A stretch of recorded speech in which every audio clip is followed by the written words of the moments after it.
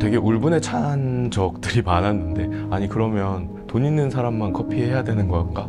나 같은 사람은 커피도 하지 말아야 되나? 뭐 그런 생각을 할 수밖에 없게끔 하는 상황들도 되게 많았거든요. 저도 그랬지만 창업 자체를 꼬린 지점으로 착각하게 되는 경우들이 되게 많아요. 온 힘을 다해서 쥐어짜서 창업을 하고 나면 넉다운이 되는 상황인데, 사실은 그때부터 이제 라운드가 시작이 되는 거잖아요. 고로커피 로스터스의 홍대규라고 합니다.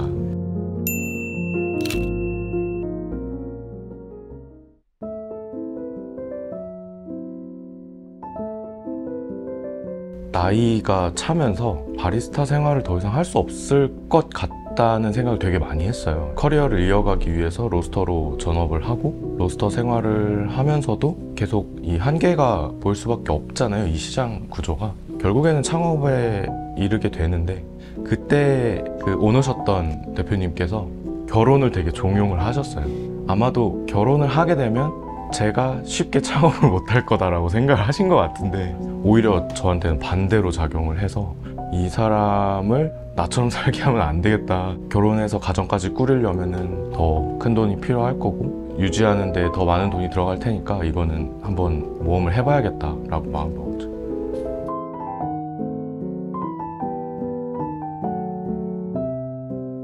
저 같은 경우에는 홈카페를 오래 했기 때문에 장비들을 다 갖고 있었다는 이유 때문에 그 숫자가 가능했던 거고, 그 300만 원은 정말 공사 비용이었거든요. 금액이 문제가 아니라고 저는 생각해요. 물론 현실적인 부분에서 타협할 수 없는 부분도 있긴 하겠지만, 결국에는 내가 하고자 하는 거에서 그냥 쉽게 얘기하면 할 놈은 하는구나 라는 생각이 되게 컸어요. 그냥 단순하게 생각했어요. 돈으로 해결할 수 없으면 내가 해결하면 되지 라고 생각을 했거든요. 요즘에 온라인을 뒤져봤을 때 없는 자료는 거의 없다고 봐야 되고, 배전기 안에 차단기 용량이나 전선을 굵기를 얼만큼 써야 되는지, 내가 사용할 머신의 전기 용량이나 이런 것들을 계산해서 그런 걸 어떻게 설계해야 하는지, 그런 것들까지도 다 나와 있거든요. 그거에 대한 경험이 있느냐 없느냐, 아니면 그걸 도전할 용기가 있느냐 없느냐, 이런 문제인데, 물론 잘못하면 되게 위험한 일들도 많지만, 공사 안에서도 전기공사라든지 목공 쪽에서 원형 톱을 쓴다든지 이런 건 너무 위험한 일이기는 한데, 내가 해야 되니까, 내가 안 하면 누가 대신 해줄 거 아니니까, 그런 생각을 하는 사람은 때려 말려도 해요. 300만 원이 아니라 100만 원만 있어도 그 사람은 할 거예요. 의지의 문제다, 누구나 할 수는 있다, 저는 그렇게 생각합니다.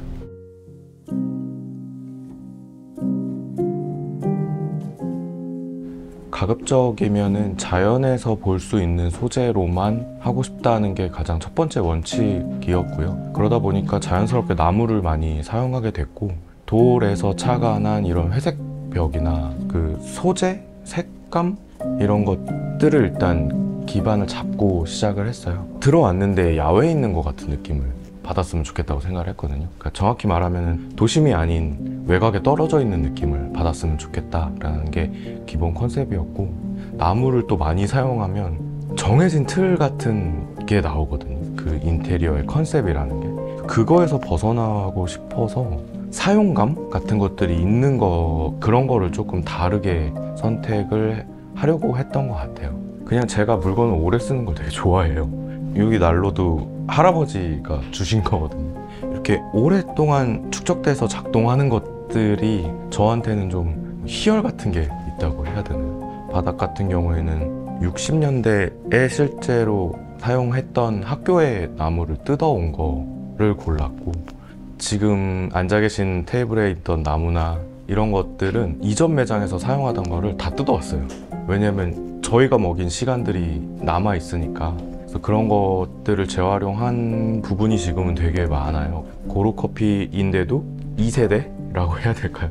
매장 안에 첫 번째 매장에 사용됐던 소재들을 되게 많이 가져다 썼다, 이런 것들에 나름 의미 부여를 한 것도 있고요.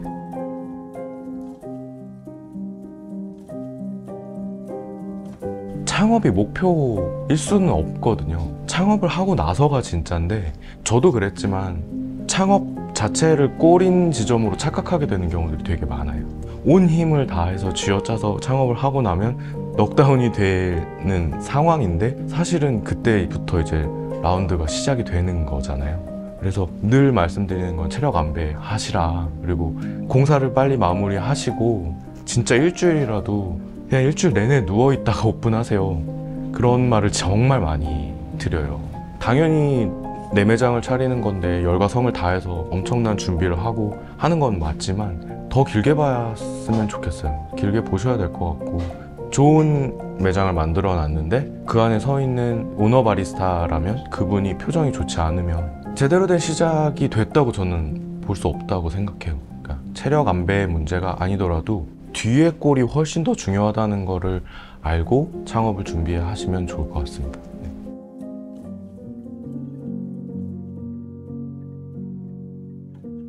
저는 커피를 하고 있었고 아내는 다른 일을 하고 있었는데 워낙에 디저트를 만드는 거를 되게 좋아했어서 할 수 있을 것 같은데 해서 끌어들였어요.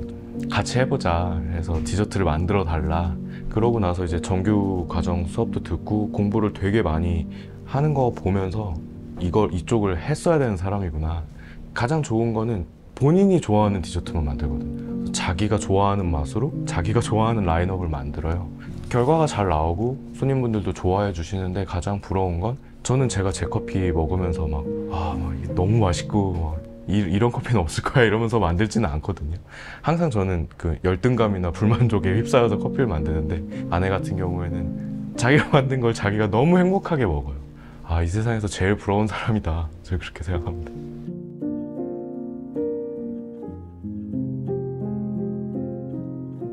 최선의 선택을 할 수 없다는 거. 최고의 선택은 할 수 있겠지만 지금 상황에서 제일 좋은 옵션을 내가 가져갈 수는 없다. 그거를 받아들이는 게 사실 좀 어렵기는 했어요. 좀 억울한 상황도 사실 되게 많기도 했고 되게 울분에 찬 적들이 많았는데 아니 그러면 돈 있는 사람만 커피 해야 되는 건가? 나 같은 사람은 커피도 하지 말아야 되나? 뭐 그런 생각 할 수밖에 없게끔 하는 상황들도 되게 많았거든요. 여기보다 첫 번째 매장은 규모가 훨씬 더 작은데 니들이 뭔데 커피를 3,000원을 받느냐, 아메리카노 3,000원을 받느냐 라는 식에 대한 태도라든지 규모가 작고 매장이 뭐 예쁘거나 화려하지 않으니까 을의 그런 힙한 동네에 있는 매장들보다 당연히 맛이 없을 거라고 생각하시는 경우들은 그건 정말 많았던 것 같아요. 그러니까 그런 편견이랑 늘 싸워야 한다는 거, 그런 것들은 많이 힘들죠. 슬픈 일이 많아요, 생각보다. 하지만 처음에 말씀드린 것처럼 그거 하고 싶어서 못 견디겠는 사람은 말려도 한다 그랬잖아요. 그래서 시작한 거니까 그러면 그게 슬프다 힘들다 라고 생각한 게 아니라 그냥 그거를 원동력으로 쓴 것 같아요. 저 사람을 반드시 우리 커피에 중독시켜야겠다 막 이런 식으로 버티기를 하는 거죠. 정신승리도 하고.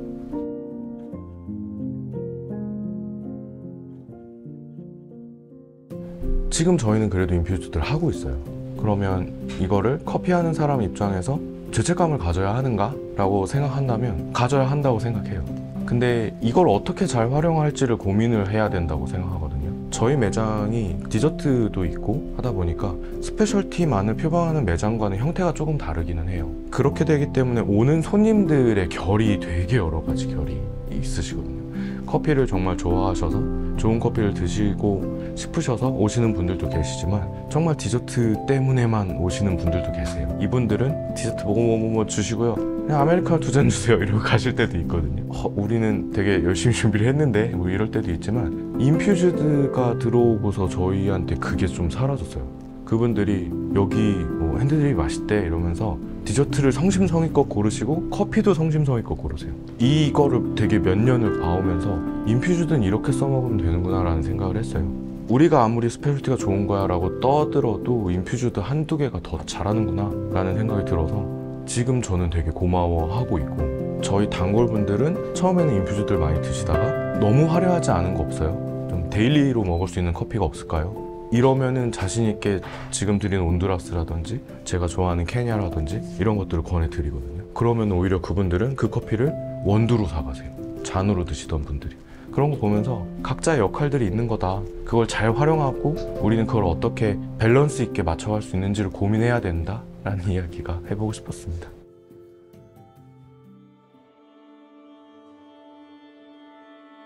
커피를 만드는 데 있어서는 묶여 있으면 안 된다는 거. 그러니까 누구나 다 열심히 하고 어떤 분은 뭐 되게 진취적이고 어떤 분은 뭐 평온함을 추구한다고 하지만 그 안에선 되게 열심히들 하고 있잖아요. 근데 그러다 보면 생각이 틀 안에 묶이는 걸 저는 너무 많이 경험하거든요. 그 생각이 묶이면 문제에 하나 봉착을 했을 때, 예를 들어서 갑자기 에스프레소 세팅해서 바디가 아예 안 나온다든지 왜 안 되지? 라는 고민 때문에 너무 힘들고 우울해지고, 저는 그런 경향이 너무 강해서 그럴 때가 있는데, 여기에서 이 해답을 찾으려고 계속 노력을 하는 시간도 중요한데 나한테서 멀리 두는 시간도 꼭 필요하더라고요. 그러면은 전혀 생각지도 못한 문제점이 갑자기 떠오른다거나 그럴 때들이 항상 반복이 되어 왔었거든요.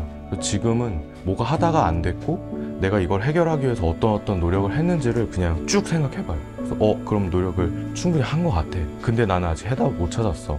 그럼 놔버려요. 의도적으로 놓고 이게 찾아질 때까지 쉬는 건 말이 안 되지만, 물리적으로 이 문제에서 몸을 멀리 두는 거를 저는 되게 중요하게 생각해요.